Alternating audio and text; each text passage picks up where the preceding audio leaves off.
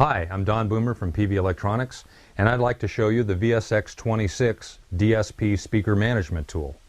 Now this box combines crossovers, graphic and parametric equalizers, time delay, and compressor limiters, so you can set up every parameter that you need to set a speaker system both to the house that you're playing it in and with the amplifiers that you're driving the speakers with.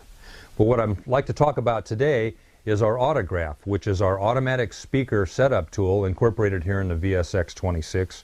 It's really easy to use, and the cool thing about this as compared to other systems on the market is this system will always make your speakers sound better. We've done a lot of work in the algorithm, and the Autograph can actually tell when it's sending controls to the speaker whether or not that actually improved the listening environment. If it didn't improve the listening environment, it removes those filters and just lets them go rather than leave them in, causing problems, robbing you of power, and ending up with some pretty weird EQ curves that you could with other systems. So the system's really easy to set up. Let me show you how to do it. First, you want to set up your microphone. So using your PVR2 omnidirectional measuring microphone, point it at your speaker about halfway between the woofer and the tweeter.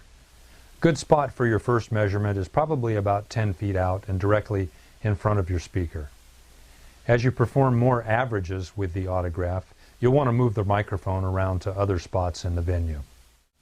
The first step in setting up the Autograph is to make sure that the microphone input is expecting your measuring microphone and has the phantom power switched on. So we're going to switch that to on, and the gain needs to be about 60 dB in most cases.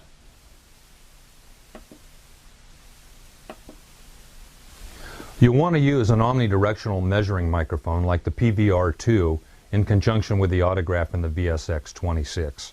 It's important to use an omnidirectional microphone because directional microphones will lie to you. They can't properly analyze the entire room.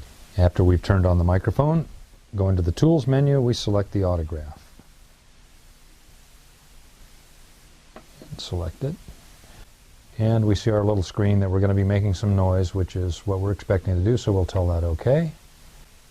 We can select from 3 different menu items here. And what we're going to do is start a new analysis because we're at the beginning and that's the one we want. Pushing the button starts the noise into the speaker and the measuring microphone. While the analyzer bar is running, the Autograph is measuring the entire spectrum in 3rd octave bands 4 times. It averages that together and sets the equalizer halfway between what it measures and the desired result. Then it turns the pink noise on a second time. And it looks at each one of those 3rd octaves and says, I told this band or that band to move, did I get any result? If no result was possible by equalization, it simply pulls that band out.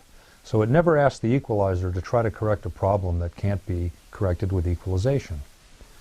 After running the pink noise the second time, it averages those measurements with the first band of measurements and again moves the equalizer halfway. It then moves on to a 3rd pink noise measurement and it averages that together. So you've done 12 measurements across the 27 bands. It's actually a total of 8,000 samples, and you've moved the equalizer appropriately. We can see the result by pressing the EQ button, and there's the resultant. Now it's a good idea to make multiple measurements, so we're going to go back to the Tools button again, go back to Autograph, and after we set our mic at a different position, this time we're going to average the results.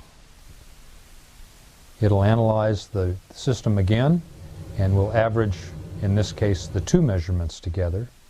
It's probably a good idea to do 3 measurements. Okay, so here we are after our 3rd averaging. You'll notice that the EQ has changed a little bit. And now what we want to do is save the variation of this preset with our EQ adjustments. So we're going to go ahead and select Tool and select Save. And now we've saved a variation from our original preset that's for this location that we've just done the measuring. And that's all there is to it. It's very simple, it's very fast, it doesn't create a lot of noise, it's not objectionable to a lot of the patrons around. You can probably get away with this in the middle of a dinner house and not even bother anybody. So go out, EQ your room, and have fun.